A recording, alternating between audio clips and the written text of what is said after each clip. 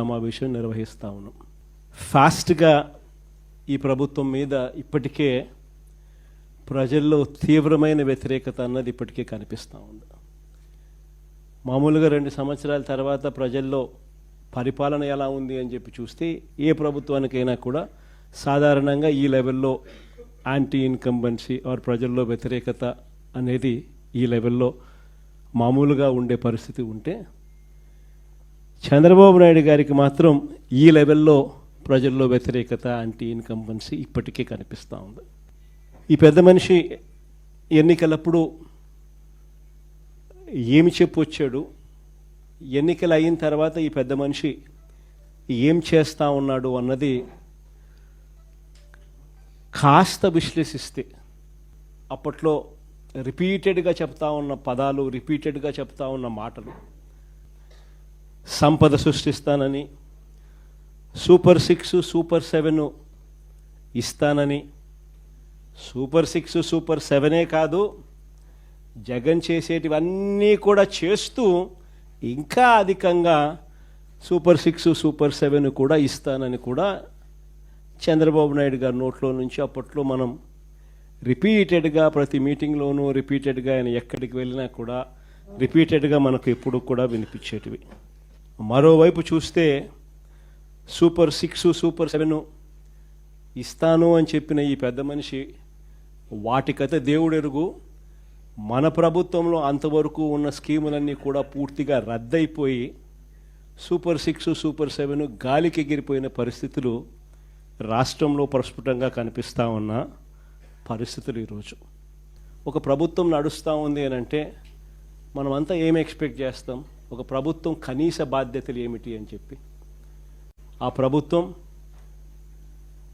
విద్యాపరంగా మంచి విద్యా వ్యవస్థను ఇవ్వాలి, ఇస్తుంది అని ఎక్స్పెక్ట్ చేస్తాం. వైద్యపరంగా ప్రతి పేదవాడికి మంచి చేస్తుందని, మంచి వైద్య వ్యవస్థ రాష్ట్రంలో ఉంటుందని ఎక్స్పెక్ట్ చేస్తాం. ఒక ప్రభుత్వం ఏర్పడినప్పుడు ఆ ప్రభుత్వం రైతన్నకు తోడుగా నిలబడుతుంది అని, ప్రభుత్వ బాధ్యత రైతుకు అండగా నిలబడము అని చెప్పి మనం అంతా కూడా ఎక్స్పెక్ట్ చేస్తాం. ఒక ప్రభుత్వం ఏర్పడితే లా అండ్ ఆర్డర్ బ్రహ్మాండంగా పనిచేయాలని, ఆ లా అండ్ ఆర్డర్లో ఎలాంటి వివక్ష లేకుండా ఆ లా అండ్ ఆర్డర్ ఉంటుందని, అలాంటి మంచి లా అండ్ ఆర్డర్ ప్రభుత్వంలో చూస్తామని ఎవరైనా కూడా ఎక్స్పెక్ట్ చేస్తారు. కానీ ఈరోజు చూస్తే విద్య, వైద్యం, వ్యవసాయం, లా అండ్ ఆర్డర్ ఏది తీసుకున్నా కూడా ఈరోజు తిరోగమనమే కనిపిస్తూ ఉంది. ఈరోజు రాష్ట్రంలో 17 నెలల కాలంలోనే, ఇంత తక్కువ వ్యవధిలోనే ఇంతగా ప్రజల్లో వ్యతిరేకత మూటగట్టుకున్న పరిస్థితులు బహుశా మనం ఎప్పుడూ కూడా చూసిండం. ఫస్ట్ టైం ఇది కూడా జరుగుతూ ఉంది. మొన్న ఈ మధ్యకాలంలో ఈ పెద్ద మనిషి ఒక అడ్వర్టైజ్మెంట్ ఇచ్చాడు, ఈనాడులో అడ్వర్టైజ్మెంట్ ఇచ్చాడు. విజయోత్సవ సభ అని చెప్పి ఒకటి అనంతపురంలో పెడతా ఉన్నప్పుడు ఈ పెద్ద మనిషి ఇచ్చిన అడ్వర్టైజ్మెంట్ ఇది. ఇలా ఈ మాదిరిగా అడ్వర్టైజ్మెంట్ ఇచ్చాడు. ఈనాడు వాళ్ళ పాంఫ్లెట్ పేపర్లో ఈ అడ్వర్టైజ్మెంట్ కూడా అందరికీ కూడా కనిపిస్తుంది. అసలు ఒకసారి ఈ అడ్వర్టైజ్మెంట్ చూస్తే సూపర్ 6 సూపర్ హిట్ ఈ అడ్వర్టైజ్మెంట్లో పైన హెడ్డింగ్ అని, కింద అవన్నీ కూడా సూపర్ 6 సూపర్ 7కి సంబంధించిన హామీలు అని చెప్పి జనరల్గా కూడా మనం అంతా అనుకుంటాం. ఈ అడ్వర్టైజ్మెంట్లో ఒకసారి చూస్తే ఇది ఎన్నికలప్పుడు ఇచ్చిన అడ్వర్టైజ్మెంట్. సూపర్ 6 సూపర్ 7కి సంబంధించి ఎన్నికలప్పుడు ఇచ్చిన అడ్వర్టైజ్మెంట్. ఈ ఎన్నికలప్పుడు ఇచ్చిన ఈ అడ్వర్టైజ్మెంట్ను నిన్న విజయోత్సవ సభలో ఇచ్చిన ఈ అడ్వర్టైజ్మెంటు ఒకసారి తేడా చూస్తే సూపర్ 6 సూపర్ 7 మారిపోయినాయి. సూపర్ 6 సూపర్ 7 అంశాలు మారిపోయినాయి. ఎన్నికలప్పుడు యువతకు 3,000 రూపాయల నిరుద్యోగ భృతి అని చెప్పినాడు. ఈరోజు కనపడ్డంలా సూపర్ 6 ఈ పొద్దు ఇచ్చిన అడ్వర్టైజ్మెంట్లో. ఎన్నికలప్పుడు ప్రతి మహిళకు ఆడబిడ్డ నిధి 15,000 అన్నాడు, 1,500 సంవత్సరానికి 18,000 అన్నాడు. ఎన్నికలప్పుడు ఆడబిడ్డ నిధి నెలకు 1,500 సంవత్సరానికి 18,000 అన్నాడు. ఈరోజు ఇచ్చిన అడ్వర్టైజ్మెంట్ అసలు కనపడంలా. ఆడబిడ్డ నిధి అనే సూపర్ 6 పథకం అసలు అడ్వర్టైజ్మెంట్లో లేదు. కింద చూస్తే బీసీ, ఎస్సీ, ఎస్టీ, ముస్లిం మైనారిటీలకు 50 ఏళ్ళకే పెన్షన్ కింద. ఈరోజు ఎస్సీ, ఎస్టీ, బీసీ మహిళలకు 50 ఏళ్ళకే పెన్షన్ అనేది అది కూడా అడ్వర్టైజ్మెంట్ లేదు. అంటే ఏకంగా ఏ స్థాయిలో వీళ్ళు మోసాలు ఉన్నాయి అని చెప్పడానికి ఇదొక నిదర్శనం. అధికారంలోకి రాకమునుపు సూపర్ 6, సూపర్ 7 అంటే ఒకటని, అధికారంలోకి వచ్చిన తర్వాత 16 నెలల తర్వాత అసలు ఏమీ చేయకపోయినా కూడా సూపర్ 6, సూపర్ 7 చేసేసాము అని చెప్పి సూపర్ 6, సూపర్ 7లో ఉన్న అంశాలను మార్చేసి ఏకంగా దానికి విజయోత్సవాల పేరుతో బలవంతపు విజయోత్సవాలు కూడా చేసేసినాము అని చెప్పి కూడా చెప్పే గోబల్స్ ప్రచారం నిజంగా ఏ స్థాయిలో వీళ్ళది ఉంది అని చెప్పడానికి ఇది ఒక నిదర్శనం. బహుశా ఈ స్థాయిలో మోసం చేసే వాళ్ళు ప్రపంచ చరిత్రలో బహుశా చాలా తక్కువ మంది ఉంటారేమో. ఒక్కడే కరెక్టే. ఇలాంటి వాడు ప్రపంచ చరిత్రలో దేశంలో ఎవడు ఉండడు. ఈయన ఇచ్చిన సూపర్ 6, సూపర్ 7 ఈ నిరుద్యోగ భృతికి ప్రతి పిల్లాడికి నెలకు 3,000 రూపాయలు, సంవత్సరానికి 36,000 రూపాయలు.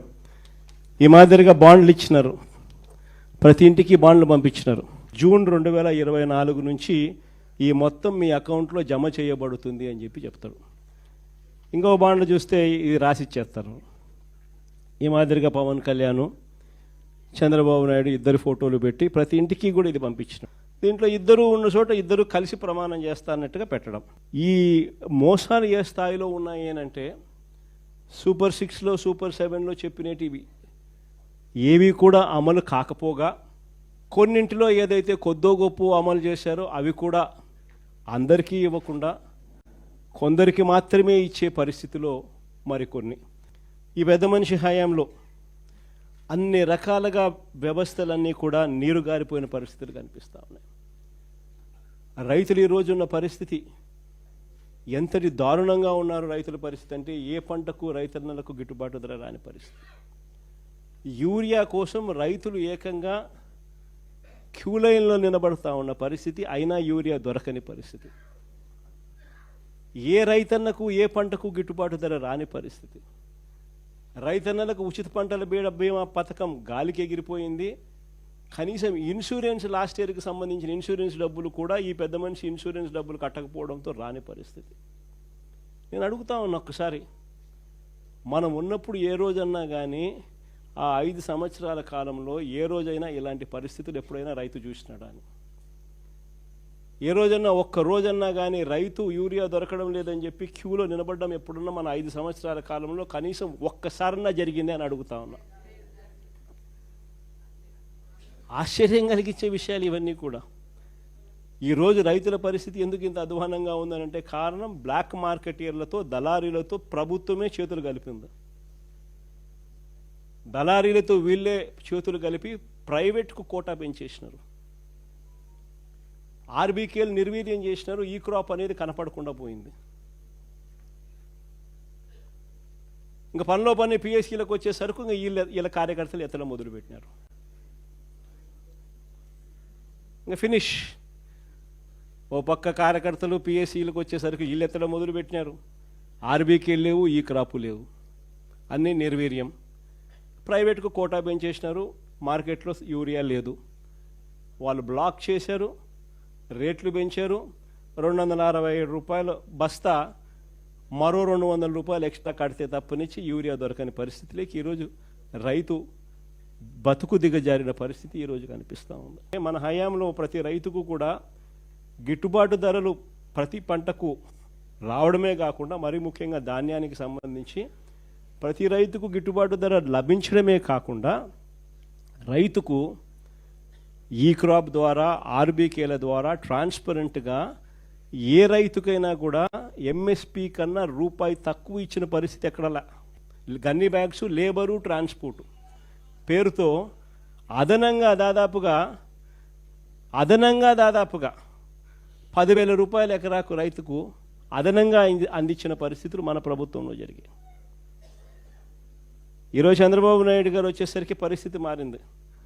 ధాన్యాన్ని గిట్టుబాటు ధర రాని పరిస్థితి ఎందుకుంది అని అంటే చంద్రబాబు నాయుడు అంటాడు పండించిన ధాన్యం ప్రజలు తినే పరిస్థితిలో లేరంట అని ఈయన ఇప్పుడు చెప్తాడు తీరి. ఈ ధాన్యం అంతా కూడా ఇథనాల్ తయారు చేసేదానికి మాత్రమే ఉపయోగపడుతుందని ఈయనే అంటున్నాడు. అంటే దాని అర్థం ఏంది, ఇంకా నెక్స్ట్ ఫ్యూచర్లో కూడా నేను ధాన్యం సేకరణలో నా పరిస్థితి ఇదే మాదిరిగానే ఉంటుంది, ధాన్యం కూడా ఏ ఒక్కరికి గిట్టుబాటు ధర రాదు, మీరు పంటలు మానేయండి అని చెప్పి చెప్తా ఉన్నాడు. పోనీ ధాన్యం పరిస్థితే చంద్రబాబు నాయుడు గురించి ఇట్లా చెప్తా ఉన్నాడేమో అని అనుకుందాం. పోనీ మిగిలిన పంటలు యా పంటకు గిట్టుబాటు ధర వస్తూ ఉంది చంద్రబాబు అని అడుగుతా ఉన్నా.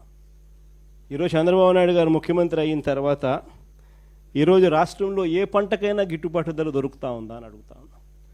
కందులు తీసుకున్నా, మినుములు తీసుకున్నా, పెసులు తీసుకున్నా, సజ్జలు తీసుకున్నా, మిర్చి తీసుకున్నా, పొగాకు తీసుకున్నా, ఉల్లి తీసుకున్నా, టమాటో తీసుకున్నా, కొక్కో తీసుకున్నా, చీనీ తీసుకున్నా, మామిడి తీసుకున్నా, ఇలా ఏ పంట తీసుకున్నా కూడా ఏ ఒక్క పంటకైనా కూడా ఈరోజు గిట్టుబాటు ధర లభిస్తూ ఉందా అని అడుగుతా ఉన్నా. ఏ పంటకు రావడంలా.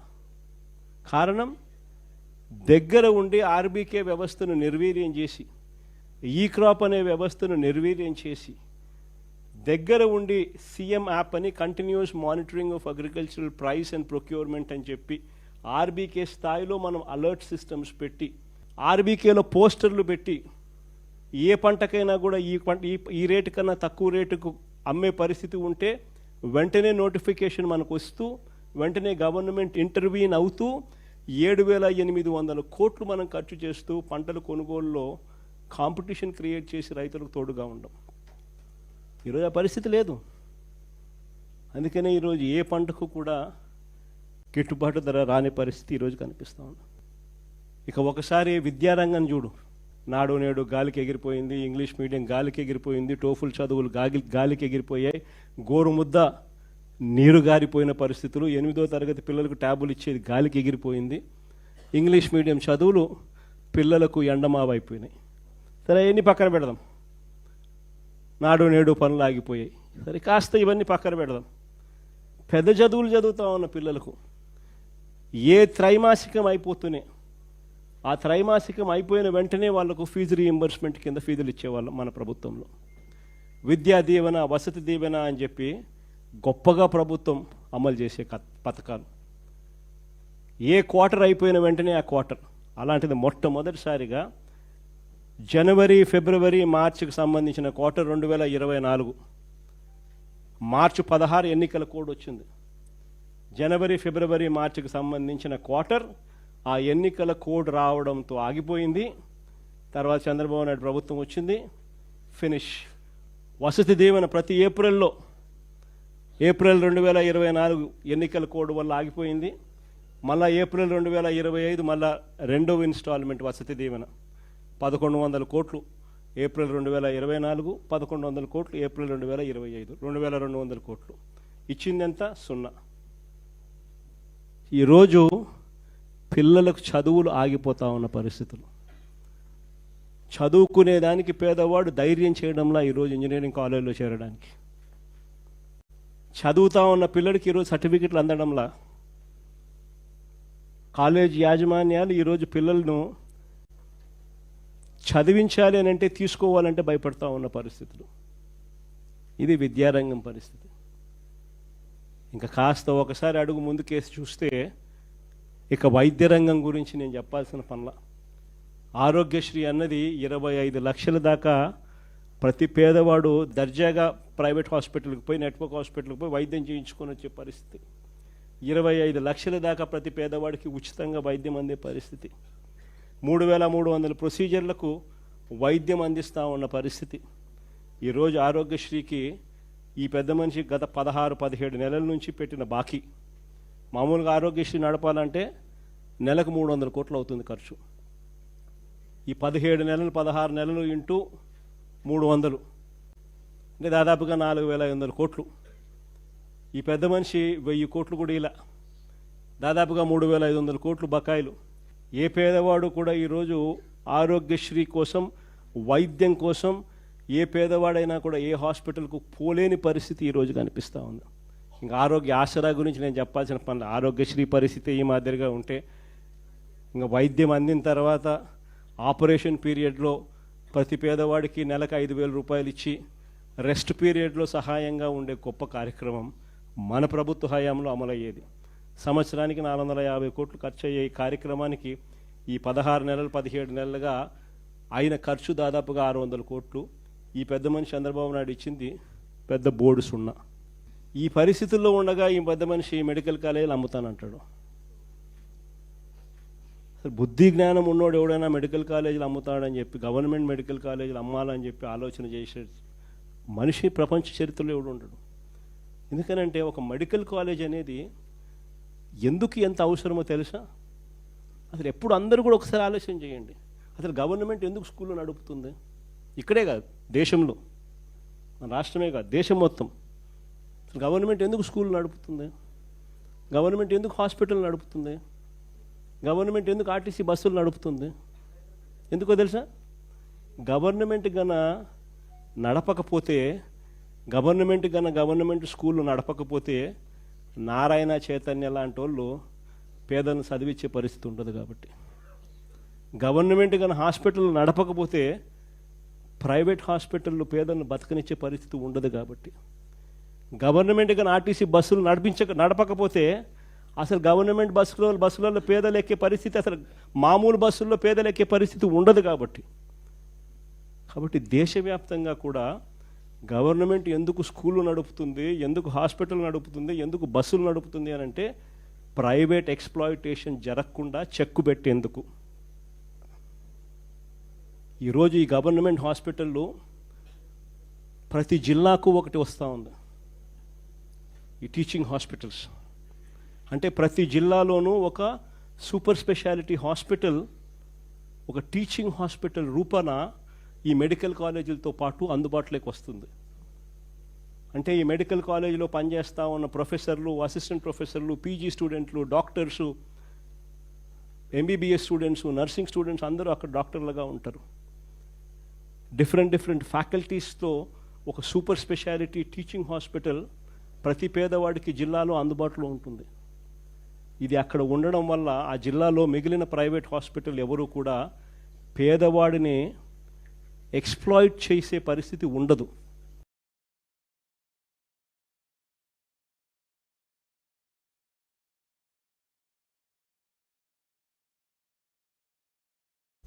ఒక గొప్ప విప్లవం ఇది. పేదవాడికి ఉచితంగా వైద్యం అందాలి అని అంటే, ప్రైవేట్ ఎక్స్ప్లాయిటేషన్ సిస్టంలో నుంచి తీసేయాలి అని అంటే ఖచ్చితంగా మెడికల్ కాలేజీలు ఎంత అవసరమో చెప్పే ఒక గొప్ప అంశం ఇది. మరోవైపున దీంట్లో వచ్చే సీట్లు, ఆ సీట్ల ద్వారా మన పిల్లలకు ప్రతి జిల్లాలోనూ అవైలబుల్గా ఉంటారు. ఒక గొప్ప కార్యక్రమానికి చంద్రబాబు నాయుడు అనే వ్యక్తి స్కాముల కోసం అని చెప్పి ఏకంగా మెడికల్ కాలేజీను 5,000 కోట్లు ఖర్చు పెట్టే కార్యక్రమానికి చెయ్యలేమని చెప్పి మూసేస్తూ ఉన్నాడు. నాకు ఆశ్చర్యం అనిపించింది. 8,000 కోట్ల రూపాయలతో ఈ పథకాన్ని మొదలుపెట్టి మన హయాంలోనే 5 కాలేజీలను మనం జాతికి అంకితం చేసినాం, స్టార్ట్ చేసినాం. మరో 2 కాలేజీలు పులివెందుల, పాడేరు. చంద్రబాబు నాయుడు ప్రభుత్వం రాకమునిపే వాటిలో కూడా కోర్సులు స్టార్ట్ చేసే విధంగా వాటికి కూడా అనుమతులు వచ్చేసినాయి. అంటే దాదాపుగా 17 కాలేజీలలో 7 కాలేజీలు మోరల్లెస్ ఫుల్ ఫ్లెడ్జ్డ్ కాలేజెస్గా తయారైనాయి. ఇంకొక 5,000 కోట్లు ఏముందండి? 5 సంవత్సరాలలో సంవత్సరానికి 1,000 కోట్లు చూస్తూ ఆడుతూ పాడుతూ పెట్టుకోలేమా? అసలు నిజంగా 5,000 కోట్లు నేను పెట్టలేనని చెప్పి అంటా ఉండే ఈ పెద్ద మనిషి ఆడ అమరావతిలో చేస్తూ ఉండేది ఏంది? ఏం చేస్తూ ఉన్నాడు? ఈయన ప్రాజెక్ట్ రిపోర్ట్ ప్రకారమే 1,00,000 కోట్లు కావాలన్నాడు. ఈయన ప్రాజెక్ట్ రిపోర్ట్ ప్రకారమే మొదటి దఫా 50,000 ఎకరాలను డెవలప్ చేయడానికి ఎకరాకు 2 కోట్ల రూపాయలు అక్కడ ఇన్ఫ్రాస్ట్రక్చర్ కాస్ట్ అవుతుంది అని చెప్పి ప్రొజెక్ట్ చేసినాడు. అంటే ఏంది ఇన్ఫ్రాస్ట్రక్చర్ అంటే ఏంది? బిల్డింగులు కట్టడానికి కాదు, రోడ్లు వేయడానికి, కరెంట్ వేయడానికి, డ్రైనేజీలు ఇవ్వడానికి. వీళ్ళ ప్రకారమే 50,000 ఎకరాలు గతంలో చేసిన దానికి 1,00,000 కోట్లు 1,00,000 కోట్లు ఖర్చు అవుతుందనంటే గత ప్రభుత్వం చంద్రబాబు నాయుడు ఉన్నప్పుడు 4,500 కోట్లు ఖర్చు పెట్టారు. మిగిలిన 95,000 కోట్లు ఎక్కడి నుంచి తీసుకొని వచ్చి పెడతారు? మొదటి నుంచి నేను అడుగుతా ఉన్న ప్రశ్న అదే. ఈ 95,000కు ఎక్కడి నుంచి తీసుకొచ్చి పెడతారని చెప్పి ప్రజలు అడుగుతా ఉన్నప్పుడు ఈ పెద్ద మనిషి ఇంకో 50,000 ఎకరాలు కావాలంటున్నాడు. ఆ 50,000కి అదే పరిస్థితి ఇట్టుంది. ఇంకొక 50,000 కావాలంటున్నాడు. దానికి ఇంకో 1,00,000 కోట్లు. మరి నీకు అమరావతి కోసం 2,00,000 కోట్లు నువ్వు ప్రణాళిక వేసినావు. చేతిలో డబ్బు లేదు కానీ 2,00,000 కోట్లు ప్రణాళిక అంటున్నావు. మెడికల్ కాలేజీలకు, ఇంతమందికి మేలు చేసే మెడికల్ కాలేజీలకు 5,000 కోట్లు పెట్టడానికి నీ దగ్గర డబ్బులు లేవంటావా? నువ్వు అసలు మనిషివేనా చంద్రబాబు అని అడుగుతా ఉన్నా. ఇది పరిస్థితి. విద్య, వైద్యం, వ్యవసాయం, లా అండ్ ఆర్డర్ గురించి నేను చెప్పాల్సిన పనుల ఏ స్థాయిలో ఉందో మీ అందరికీ కూడా తెలుసు. కరప్షన్ గురించి అంతకన్నా మాట్లాడాల్సిన పనుల. కరప్షన్ అనేది లేనిది ఎక్కడో చెప్పాలా. ఏది ముట్టుకున్నా కరప్షనే. మద్యం, ఇసుక, లాటరైటు, బాక్సైటు, క్వాడ్సు, సిలికా, మట్టి, ప్రతి నియోజకవర్గంలో పేకాట క్లబ్బులు, ఇంకా టుమిషన్ల కాడ నుంచి మొదలు పెడితే ఇంకా స్కాములు అనేకం. భూములు ఇష్టం వచ్చినట్టుగా రూపాయికి 10 రూపాయలకి ఇవ్వడం. కరెంటు కొనుగోలు మనం ₹2.49 మనం కరెంటు కొనుగోలు చేసి రైతులకు మేలు చేసే విధంగా మనం అడుగులేస్తే వీళ్ళు ₹4.60 ఆ రోజు యాగి చేసిన వాళ్ళు ఈరోజు ₹4.60 కరెంటు పీపీఎల్ అగ్రిమెంట్లు ఎంటర్ అవుతున్నారు. ఏది చూసుకున్నా స్కాములే. రాష్ట్రానికి రావాల్సిన ఆదాయం రాష్ట్రానికి రావడంలా దారి మళ్ళీ ఇలా జోబిలేకపోతా ఉంది. కాబట్టి రాష్ట్రానికి రావాల్సిన ఆదాయాలు తగ్గుతున్నాయి. రాష్ట్ర ఖజానాకు ఆదాయాలు ఎందుకు తగ్గుతున్నాయనంటే ఖజానాకు రావాల్సిన ఆదాయం ఖజానాకు రావడంలా.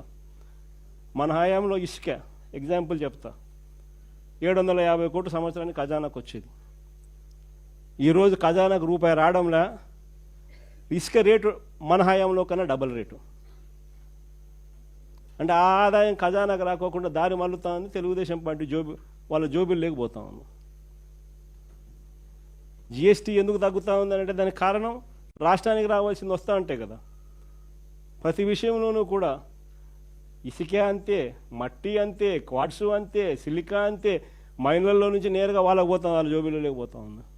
అందుకనే రాష్ట్రానికి సంబంధించిన ఆదాయం రాకుండా ఇలా పర్సనల్ జోబీలు లేకపోయి రాష్ట్ర ఖజానా దివాలా తీస్తూ ఉంది. 17 నెలల్లో 2,00,000 కోట్ల అప్పు. మనం 5 ఏళ్లలో చేసిన అప్పుకు 57% అప్పు కేవలం 16 నెలల్లో. ఈ డబ్బంతా ఎక్కడికి పోతా ఉంది? ఓ స్కీమ్ లేదు, మన పాత స్కీములన్నీ రద్దు, కొత్త స్కీములు ఏవి లేవు. మరి డబ్బంతా ఎక్కడికి పోతా ఉంది? ఎక్కడికి పోతా ఉంది డబ్బంతా? ఎవరి జోబీల్లోకి డబ్బు పోతా ఉంది? నిజంగా ఈరోజు పరిస్థితి రాష్ట్రంలో ఏ స్థాయిలో ఉంది అనేదాన్ని చెప్పడానికి ఎన్ని నిదర్శనాలు. నేను అందుకనే చెప్తా ఉన్నా, ఇలాంటి సమయాలలో చంద్రబాబు నాయుడు చేస్తూ ఉన్నది ఏమిటి అని అంటే ప్రతిదీ డైవర్షన్ పాలిటిక్స్. ప్రజల్లోకి పోయే పరిస్థితి లేదు కాబట్టి ప్రతిదీ కూడా డైవర్షన్ పాలిటిక్స్. ఒక ఇష్యూ ఏదైనా జరుగుతూ ఉంది అని అంటే చాలు, ఆ ఇష్యూ పెద్దది అవుతుంది అని అంటే చాలు దాన్ని బ్రేక్ చేయడం, దాంట్లో నుంచి డైవర్ట్ చేసేయడం. ఆ టాపిక్ డైవర్ట్ చేసే విషయాలలో గుళ్ళు కనిపిస్తాయి, గోపురాలు కనిపిస్తాయి, ఇంకా రకరకాల ఆరోపణలు కనిపిస్తాయి, రకరకాల మనుషుల మీద బురద జల్లే కార్యక్రమాలు కనిపిస్తాయి. ఇవన్నీ కూడా కనిపిస్తూ ఉన్నాయి. నేను మీ అందరితో కూడా ఒకటే చెప్తా ఉన్నా, చంద్రబాబు నాయుడు అనే వ్యక్తి ప్రజల్లోకి పోయే పరిస్థితి లేదు. సజావుగా ఎలక్షన్ జరుపుకునే పరిస్థితి అంతకన్నా లేదు. సజావుగా ఎలక్షన్ జరిగితే చంద్రబాబు నాయుడుకు డిపాజిట్లు రావన్న సంగతి చంద్రబాబుకు తెలుసు. కాబట్టే ఈ పెద్ద మనిషి ఎన్నికలు సజావుగా జరిగించే కార్యక్రమం చెయ్యడు. కాబట్టి మీరంతా ఇంకా ఎక్కువ సన్నద్ధం కావాలి. కాబట్టి మీరంతా ఇంకా ఎక్కువ గట్టిగా నిలబడాల్సిన పరిస్థితి వస్తుంది. 14 సంవత్సరాలు అయింది మన పార్టీ పెట్టి. ఈ 14 ఏళ్ల కాలంలో పార్టీ ఇంత బలంగా ఉండడానికి కారణం ఎవరు అని అంటే వైఎస్ఆర్సీపీ ఫ్యామిలీ. ప్రతి కార్యకర్త నిజంగా భుజాన వేసుకున్నాడు కాబట్టే ప్రతి గ్రామంలోనూ ఉన్న ప్రతి కార్యకర్త భుజాన్ని వేసుకున్నాడు కాబట్టే పార్టీ ఇంత బలంగా ఉంది. మొన్న జరిగిన ఎన్నికల్లో కూడా ఒక్క వైఎస్ఆర్సీపీ ఒక్కటే ఒకవైపు, మిగిలిన అన్ని పార్టీలు ఒకవైపు, అందరూ ఒకవైపు, మనం ఒక్కళ్ళం ఒకవైపు. అయినా 40% ఓట్ షేర్తో గట్టిగా నిలబడ్డాం. నేను ఒకటే చెప్తా ఉన్నా, ఈ స్థాయిలో మనం నిలబడగలిగాము అని అంటే దానికి కారణం కార్యకర్తలు. నేను ఈ గ్రామంలో వైఎస్ఆర్సీపీ కార్యకర్తను, ఈ గ్రామంలో నేను మహిళా అధ్యక్షురాలను, ఈ గ్రామంలో నేను రైతు అధ్యక్షుణ్ణి, ఈ గ్రామంలో నేను యువత అధ్యక్షుణ్ణి, ఈ గ్రామంలో నేను సోషల్ మీడియా అధ్యక్షుణ్ణి, ఈ గ్రామంలో నేను బీసీ అధ్యక్షుణ్ణి, ఈ గ్రామంలో నేను ఎస్సీ అధ్యక్షుణ్ణి అని అనుబంధ విభాగాలు గ్రామ స్థాయిలోకి వెళ్ళి అక్కడ మన పార్టీని ఓన్ చేసుకొని భుజస్కంధాల మీద వేసుకొని వాళ్ళ తర్వాత వాళ్ళ కమిటీలు వాళ్ళు వేసుకుంటే ఆ తర్వాత చంద్రబాబు నాయుడు కాదు కదా వాళ్ళ నాయన తలుచుకున్నా కూడా వైఎస్ఆర్సీపీ గోటికి కూడా పనికి రాకుండా పోతారు. అది మీరు రికగ్నిషన్ ఇవ్వాలా. మీరు ఇవ్వాల్సిన రికగ్నిషన్ అది. చాలా సులభమైన పని. ఇప్పటికే పార్టీని చూస్తే, ఇప్పటికే పార్టీ ఆర్గనైజ్డ్గా ఉన్న తీరును చూస్తే, ఆర్గనైజేషన్ స్ట్రక్చర్ చూస్తే, ఇప్పటికే ఒక వ్యవస్థ ఈ 16 నెలల నుంచి ఆల్రెడీ డెవలప్ చేసినాం. రీజనల్ కోఆర్డినేటర్స్ ఉన్నారు, జిల్లా అధ్యక్షుల్ని ఆల్రెడీ నియమించినాం, పార్లమెంట్ అబ్జర్వర్స్ ఆల్రెడీ ఉన్నారు, పార్లమెంట్ సెక్రటరీస్ కింద ప్రతి రెండు నియోజకవర్గాలకు అబ్జర్వర్ స్టేటస్లో ఒక పార్లమెంట్ సెక్రటరీని కూడా నియమించడం, కాన్స్టిట్యున్సీ ఇన్ఛార్జీలు ఉన్నారు. వీళ్ళంతా కూడా డిస్ట్రిక్ట్ కమిటీసు, మండల్ కమిటీసు, గ్రామ కమిటీసు వేసే దిశగా వీళ్ళంతా కూడా అడుగులు వేస్తూ ఉన్నారు. వీరితో పాటు మోస్ట్ ఇంపార్టెంట్ ఏమిటో తెలుసా? అనుబంధ విభాగాలు. అనుబంధ విభాగాలు అన్నది ది మోస్ట్ ఇంపార్టెంట్ థింగ్. ఇది మనకు తెలియని ఓనర్షిప్ ఇస్తుంది. పార్టీ మీద, పార్టీని ప్రేమించే వాళ్ళు ఇది మా పార్టీ అని చెప్పి ఓన్ చేసుకునే ఒక గొప్ప ఓనర్షిప్ ఇస్తుంది ఈ అనుబంధ విభాగాలు. ఈ అనుబంధ విభాగాలను డిస్ట్రిక్ట్ లెవెల్ నుంచి డిస్ట్రిక్ట్ అధ్యక్షుడు, డిస్ట్రిక్ట్ కమిటీసు, వీళ్ళను నుంచి కిందికి next level constituency level. Constituency లెవెల్లో కమిటీస్ వేయాల్సిన పనుల, కాన్స్టిట్యున్సీస్లో అనుబంధ విభాగాలకు సంబంధించిన అధ్యక్షులను వేస్తే చాలు. ఎందుకనంటే వాళ్ళు నియోజకవర్గ స్థాయిలో గ్రామ స్థాయి వరకు సూపర్విజన్ చేస్తారు. దాని తర్వాత మండల స్థాయిలో, మండల్ లెవెల్లో అధ్యక్షులు, అనుబంధ విభాగాల అధ్యక్షులు, వారికి సంబంధించిన కమిటీసు, ఇవి జరుగుతూ ఉండగా గ్రామంలో, గ్రామానికి సంబంధించిన విలేజ్ కమిటీసు, ఈ విలేజ్ కమిటీస్తో పాటు ఆ గ్రామంలో ఈ 7 అనుబంధ విభాగాలు రావాలి. ఈ అనుబంధ విభాగాలకు సంబంధించిన 7 మంది సభ్యులు కూడా ఎక్స్ అఫిషియో సభ్యుల కింద గ్రామ కమిటీకి అనుసంధానం అవుతారు. ఆ తర్వాత ఈ అనుబంధ విభాగాల అధ్యక్షులు గ్రామ స్థాయిలో వాళ్ళు వాళ్ళ కమిటీలు వేసుకుంటారు. అలా కమిటీలు వేసుకున్నాక మనం వీళ్ళందరికీ ఐడి కార్డులు ఇస్తాం.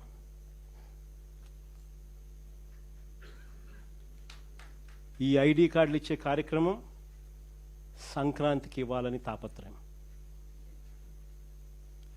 ఎప్పుడైతే నేను చెప్తా ఉన్నాను, ఎప్పుడైతే ఈ ఐడి కార్డు వాళ్ళ మెడలో ఉంటుందో, వాళ్ళ జోబీలోకి వస్తుందో ఈ కార్డు, దాని అర్థం వాళ్ళ డేటా నా దగ్గర ఉన్నట్టు.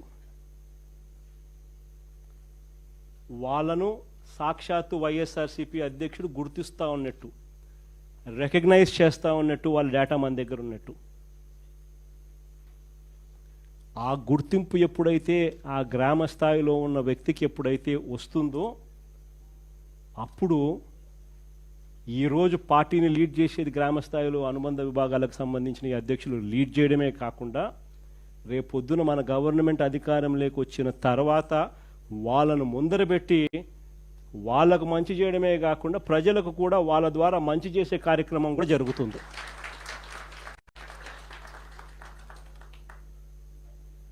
ఇది చేయించాల్సిన కార్యక్రమం. ఆర్గనైజేషనల్ పరంగా మనం 100% ఈ దిశగా అడుగులు వేసి 100% దీన్ని గ్రాస్ రూట్ మీదకి తీసుకొని రాగలిగితే ఎందుకు జరగదో చూస్తాం. చివరిగా ఇంకా ఒక లాస్ట్ ప్రోగ్రామ్ ఒకటి లాంచ్ చేస్తున్నాం. ఈ ప్రోగ్రామ్ ఏంటంటే మన కార్యకర్తల కోసం. రాష్ట్రంలో అన్యాయానికి గురైన ఏ కార్యకర్త అయినా కూడా డిజిటల్ బుక్ ఇప్పుడు లాంచ్ చేస్తా ఉన్నాం. మీ అందరి సమక్షంలో రేపొద్దున రాష్ట్రంలో ఎక్కడ ఎవరికి ఏ అన్యాయం ఇప్పటికే జరిగినా ఆ డిజిటల్ బుక్ను వీళ్ళు దీన్ని ఉపయోగించుకొని 2 రకాలుగా ఈ డిజిటల్ బుక్ పనిచేస్తుంది. /digitalbook/vyrsrcp.com లోకి వెళ్ళి ఎంటర్ అయ్యి మీ ఫోన్ నెంబర్ను టైప్ చేయగానే ఓటీపీ వస్తుంది.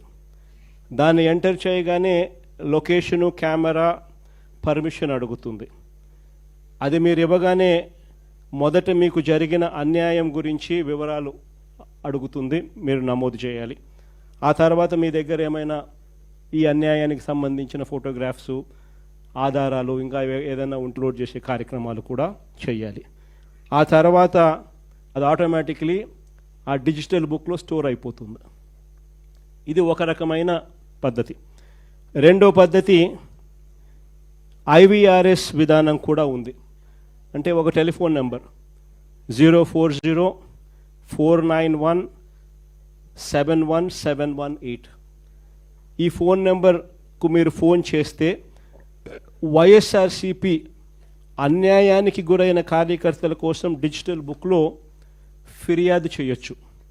ఫోన్ చేసిన వెంటనే బీప్ సౌండ్ వస్తుంది. వెంటనే ఫిర్యాదు చేయాలనుకున్న వాళ్ళు తమకు జరిగిన అన్యాయము, తాము ఏ నియోజకవర్గం నుంచి చేస్తున్నారో చెప్పాలి. ఆ తర్వాత ఎవరి మీద కంప్లైంట్ చేస్తున్నారో, జరిగిన అన్యాయం ఏమిటో, ఆ వివరాలు ఏమిటో కూడా చెప్పాలి.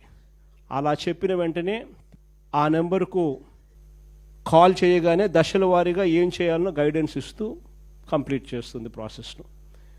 ఇది అన్యాయానికి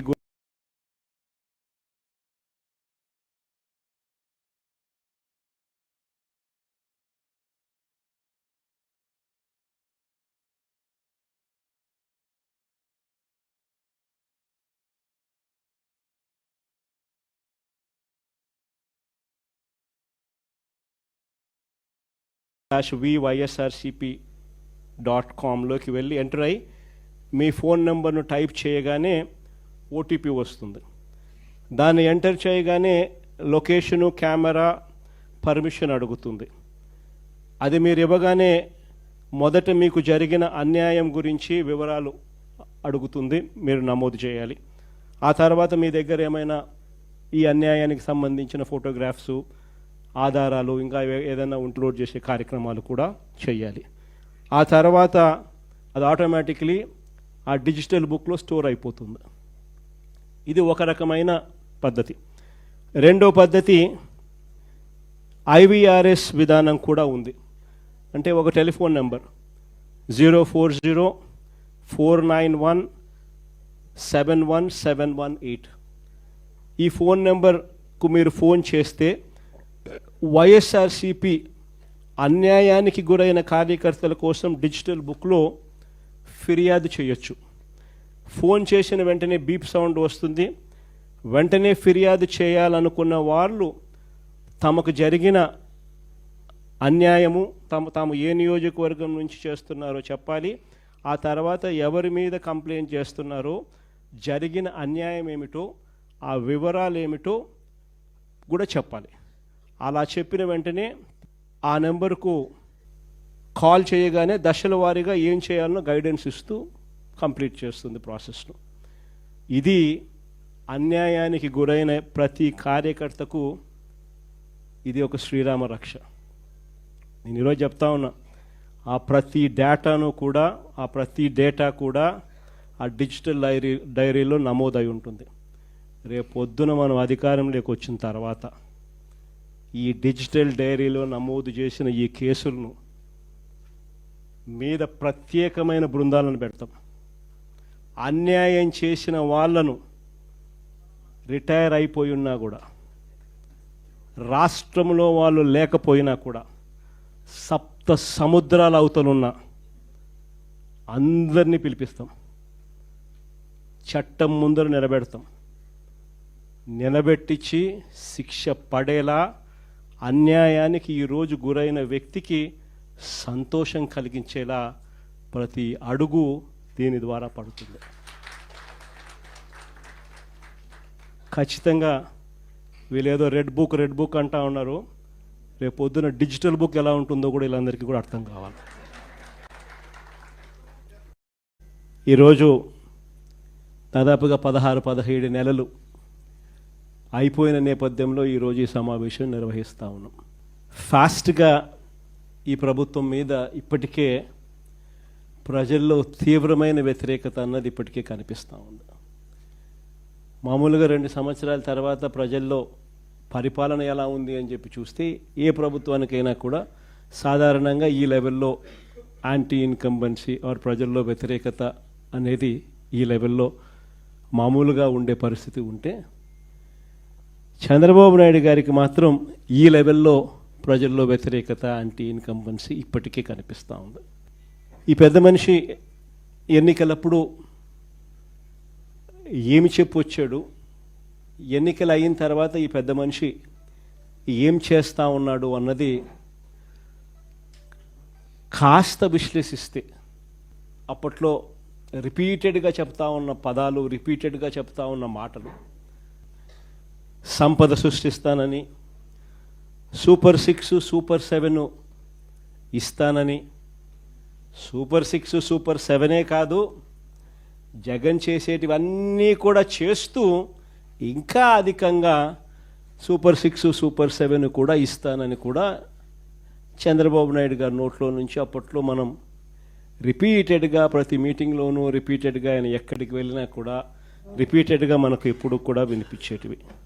మరోవైపు చూస్తే సూపర్ 6 సూపర్ 7 ఇస్తాను అని చెప్పిన ఈ పెద్ద మనిషి వాటికైతే దేవుడెరుగు, మన ప్రభుత్వంలో అంతవరకు ఉన్న స్కీములన్నీ కూడా పూర్తిగా రద్దయిపోయి సూపర్ 6 సూపర్ 7 గాలికి ఎగిరిపోయిన పరిస్థితులు రాష్ట్రంలో ప్రస్ఫుటంగా కనిపిస్తూ ఉన్న పరిస్థితులు. ఈరోజు ఒక ప్రభుత్వం నడుస్తూ ఉంది అని అంటే మనమంతా ఏమి ఎక్స్పెక్ట్ చేస్తాం?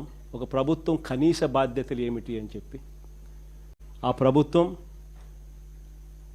విద్యాపరంగా మంచి విద్యా వ్యవస్థను ఇస్తుంది అని ఎక్స్పెక్ట్ చేస్తాం.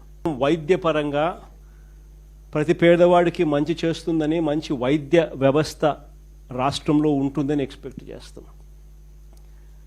ఒక ప్రభుత్వం ఏర్పడినప్పుడు ఆ ప్రభుత్వం రైతన్నకు తోడుగా నిలబడుతుంది అని, ప్రభుత్వ బాధ్యత రైతుకు అండగా నిలబడము అని చెప్పి మనం అంతా కూడా ఎక్స్పెక్ట్ చేస్తాం.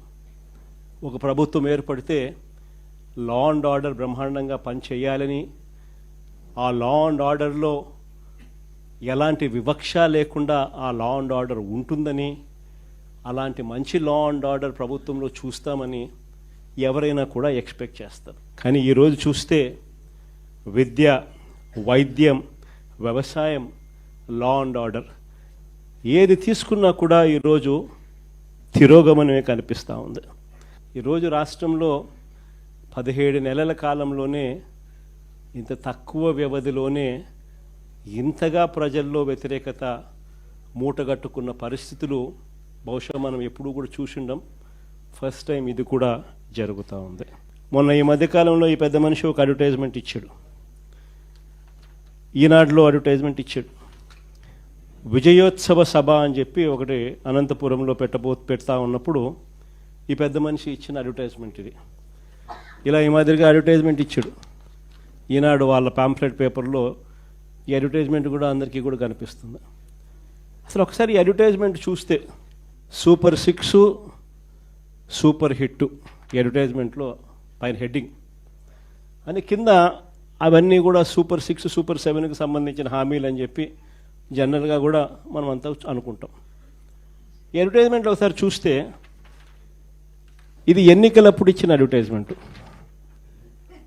సూపర్ 6 సూపర్ 7కి సంబంధించి ఎన్నికలప్పుడు ఇచ్చిన అడ్వర్టైజ్మెంట్. ఈ ఎన్నికలప్పుడు ఇచ్చిన ఈ అడ్వర్టైజ్మెంట్ను నిన్న విజయోత్సవ సభలో ఇచ్చిన ఈ అడ్వర్టైజ్మెంటు ఒకసారి తేడా చూస్తే సూపర్ 6 సూపర్ 7 మారిపోయినాయి. సూపర్ 6 సూపర్ 7 అంశాలు మారిపోయినాయి. ఎన్నికలప్పుడు యువతకు 3,000 రూపాయల నిరుద్యోగ భృతి అని చెప్పినాడు. ఈరోజు కనపడ్డంలా సూపర్ 6 ఈ పొద్దు ఇచ్చిన అడ్వర్టైజ్మెంట్లో. ఎన్నికలప్పుడు ప్రతి మహిళకు ఆడబిడ్డ నిధి 15,000 అన్నాడు, 1,500 సంవత్సరానికి 18,000 అన్నాడు. ఎన్నికలప్పుడు ఆడబిడ్డ నిధి నెలకు 1,500 సంవత్సరానికి 18,000 అన్నాడు. ఈరోజు ఇచ్చిన అడ్వర్టైజ్మెంట్లో అసలు కనపడ్డంలా. ఆడబిడ్డ నిధి అనే సూపర్ 6 పథకం అసలు అడ్వర్టైజ్మెంట్లో లేదు. కింద చూస్తే బీసీ, ఎస్సీ, ఎస్టీ, ముస్లిం మైనారిటీలకు 50 ఏళ్ళకే పెన్షన్ కింద. ఈరోజు ఎస్సీ, ఎస్టీ, బీసీ మహిళలకు 50 ఏళ్ళకే పెన్షన్ అనేది అది కూడా అడ్వర్టైజ్మెంట్ లేదు. అంటే ఏకంగా ఏ స్థాయిలో వీళ్ళు మోసాలు ఉన్నాయి అని చెప్పడానికి ఇదొక నిదర్శనం. అధికారంలోకి రాకమునుపు సూపర్ 6 సూపర్ 7 అంటే ఒకటని, అధికారంలోకి వచ్చిన తర్వాత 16 నెలల తర్వాత అసలు ఏమీ చేయకపోయినా కూడా సూపర్ 6 సూపర్ 7 చేసేసాము అని చెప్పి సూపర్ 6 సూపర్ 7లో ఉన్న అంశాలను మార్చేసి ఏకంగా దానికి విజయోత్సవాల పేరుతో బలవంతపు విజయోత్సవాలు కూడా జరిపి చేసేసినాము అని చెప్పి కూడా చెప్పే గోబల్స్ ప్రచారం నిజంగా ఏ స్థాయిలో వీళ్ళది ఉంది అని చెప్పడానికి ఇది ఒక నిదర్శనం. బహుశా ఈ స్థాయిలో మోసం చేసే వాళ్ళు ప్రపంచ చరిత్రలో బహుశా చాలా తక్కువ మంది ఉంటారేమో. ఒక్కడే కరెక్టే. ఇలాంటి వాడు ప్రపంచ చరిత్రలో దేశంలో ఎవడు ఉండడు. ఈయన ఇచ్చిన సూపర్ 6 సూపర్ 7 ఈ నిరుద్యోగ భృతికి ప్రతి పిల్లాడికి నెలకు 3,000 రూపాయలు, సంవత్సరానికి 36,000 రూపాయలు. ఈ మాదిరిగా బాండ్లు ఇచ్చినారు, ప్రతి ఇంటికి బాండ్లు పంపించినారు. జూన్ 2024 నుంచి ఈ మొత్తం మీ అకౌంట్లో జమ చేయబడుతుంది అని చెప్పి చెప్తాడు.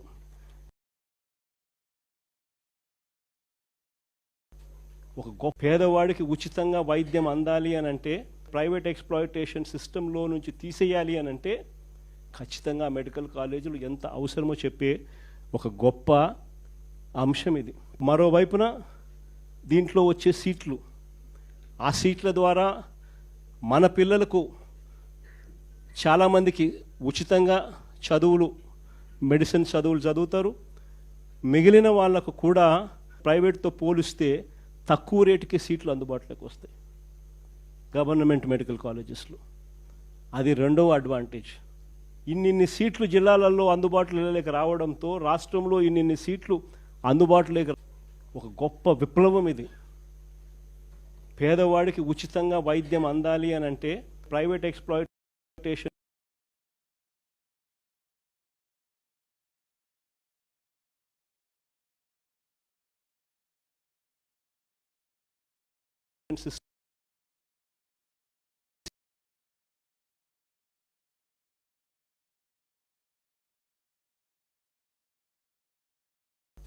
ఒక గొప్ప విప్లవం ఇది.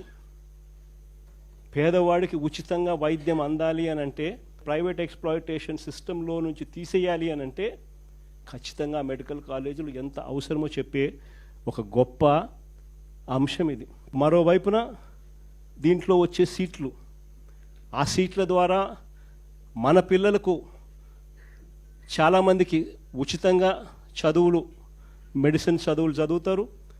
మిగిలిన వాళ్లకు కూడా ప్రైవేట్తో పోలిస్తే తక్కువ రేటుకి సీట్లు అందుబాటులోకి వస్తాయి గవర్నమెంట్ మెడికల్ కాలేజెస్లో. అది రెండవ అడ్వాంటేజ్. ఇన్నిన్ని సీట్లు జిల్లాలలో అందుబాటులోకి రావడంతో, రాష్ట్రంలో ఇన్నిన్ని సీట్లు అందుబాటులోకి రావడంతో డాక్టర్లు ప్రతి జిల్లాలోనూ అవైలబుల్గా ఉంటారు. ఒక గొప్ప కార్యక్రమానికి చంద్రబాబు నాయుడు అనే వ్యక్తి స్కాముల కోసం అని చెప్పి ఏకంగా మెడికల్ కాలేజీను 5,000 కోట్లు ఖర్చు పెట్టే కార్యక్రమానికి చెయ్యలేమని చెప్పి మూసేస్తా ఉన్నాడు. నాకు ఆశ్చర్యం అనిపించింది.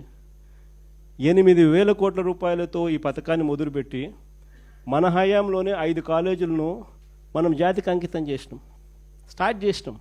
మరో 2 కాలేజీలు పులివెందుల పాడేరు. చంద్రబాబు నాయుడు ప్రభుత్వం రాకమునిపే వాటిలో కూడా కోర్సులు స్టార్ట్ చేసే విధంగా వాటికి కూడా అనుమతులు వచ్చేసినాయి. అంటే దాదాపుగా 17 కాలేజీలలో 7 కాలేజీలు మోరల్లెస్ ఫుల్ ఫ్లెడ్జ్డ్ కాలేజెస్గా తయారైనాయి. ఇంకొక 5,000 కోట్లు ఏముందండి 5 సంవత్సరాలలో? సంవత్సరానికి 1000 కోట్లు చూస్తూ చూస్తూ ఆడుతూ పాడుతూ పెట్టుకోలేమా? అసలు నిజంగా 5,000 కోట్లు నేను పెట్టలేనని చెప్పి అంటా ఉండే ఈ పెద్ద మనిషి ఆడ అమరావతిలో చేస్తూ ఉండేది ఏంది? ఏం చేస్తూ ఉన్నాడు? ఈయన ప్రాజెక్ట్ రిపోర్ట్ ప్రకారమే 1,00,000 కోట్లు కావాలన్నాడు. ఈయన ప్రాజెక్ట్ రిపోర్ట్ ప్రకారమే మొదటి దఫా 50,000 ఎకరాలను డెవలప్ చేయడానికి ఎకరాకు 2 కోట్ల రూపాయలు అక్కడ ఇన్ఫ్రాస్ట్రక్చర్ కాస్ట్ అవుతుంది అని చెప్పి ప్రొజెక్ట్ చేసినాడు. అంటే ఏంది ఇన్ఫ్రాస్ట్రక్చర్? అంటే ఏంది? బిల్డింగులు కట్టడానికి కాదు, రోడ్లు వేయడానికి, కరెంట్ వేయడానికి, డ్రైనేజీలు ఇవ్వడానికి. వీళ్ళ ప్రకారమే 50,000 ఎకరాలు గతంలో చేసిన దానికి 1,00,000 కోట్లు అవుతాను, 1,00,000 కోట్లు ఖర్చు అవుతుందనంటే గత ప్రభుత్వం చంద్రబాబు నాయుడు ఉన్నప్పుడు 4,500 కోట్లు ఖర్చు పెట్టారు. మిగిలిన 95,000 కోట్లు ఎక్కడి నుంచి తీసుకొని వచ్చి పెడతారు? మొదటి నుంచి నేను అడుగుతా ఉన్న ప్రశ్న అదే. ఈ 95,000కు ఎక్కడి నుంచి తీసుకొచ్చి పెడతారని చెప్పి ప్రజలు అడుగుతా ఉన్నప్పుడు ఈ పెద్ద మనిషి ఇంకో 50,000 ఎకరాలు కావాలంటున్నాడు. ఆ 50,000కి అయితే పరిస్థితి ఇట్టుంది, ఇంకొక 50,000 కావాలంటున్నాడు. దానికి ఇంకో 1,00,000 కోట్లు. మరి నీకు అమరావతి కోసం 2,00,000 కోట్లు నువ్వు ప్రణాళిక వేసినావు, చేతిలో డబ్బు లేదు కానీ 2,00,000 కోట్లు ప్రణాళిక అంటున్నావు. మెడికల్ కాలేజీలకు, ఇంతమందికి మేలు చేసే మెడికల్ కాలేజీలకు 5,000 కోట్లు పెట్టడానికి నీ దగ్గర డబ్బులు లేవంటావా? నువ్వు అసలు మనిషివేనా చంద్రబాబు అని అడుగుతా ఉన్నా. ఇది పరిస్థితి. విద్య, వైద్యం, వ్యవసాయం, లా అండ్ ఆర్డర్ గురించి నేను చెప్పాల్సిన పనుల ఏ స్థాయిలో ఉందో మీ అందరికీ కూడా తెలుసు. కరప్షన్ గురించి అంతకన్నా మాట్లాడాల్సిన పనుల. కరప్షన్ అనేది లేనిది ఎక్కడో చెప్పాల. ఏది ముట్టుకున్నా కరప్షనే. మద్యం, ఇసుక, లాటరైటు, బాక్సైటు, క్వాడ్సు, సిలికా, మట్టి, ప్రతి నియోజకవర్గంలో పేకాట క్లబ్బులు, ఇంకా కుటుంబశన్ల కాడ నుంచి మొదలు పెడితే ఇంకా స్కాములు అనేకం. భూములు ఇష్టం వచ్చినట్టుగా రూపాయికి 10 రూపాయలకి ఇవ్వడం. కరెంటు కొనుగోలు మనం ₹2.49 మనం కరెంటు కొనుగోలు చేసి రైతులకు మేలు చేసే విధంగా మనం అడుగులేస్తే వీళ్ళు ₹4.60 ఆ రోజు యాగి చేసిన వాళ్ళు ఈరోజు ₹4.60 కరెంటు పీపీఎల్ అగ్రిమెంట్లు ఎంటర్ అవుతున్నారు. ఏది చూసుకున్నా స్కాములే. రాష్ట్రానికి రావాల్సిన ఆదాయం రాష్ట్రానికి రావడంలా, దారి మళ్ళీ ఇలా జోబిల్లోకి పోతా ఉంది. కాబట్టి రాష్ట్రానికి రావాల్సిన ఆదాయాలు తగ్గుతున్నాయి. రాష్ట్ర ఖజానాకు ఆదాయాలు ఎందుకు తగ్గుతున్నాయనంటే ఖజానాకు రావాల్సిన ఆదాయం ఖజానాకు రావడంలా. మన హయాంలో ఇసుక ఎగ్జాంపుల్ చెప్తా, 750 కోట్లు సంవత్సరానికి ఖజానాకు వచ్చేది. ఈరోజు ఖజానాకు రూపాయి రావడంలా. ఇసుక రేటు మన హయాంలో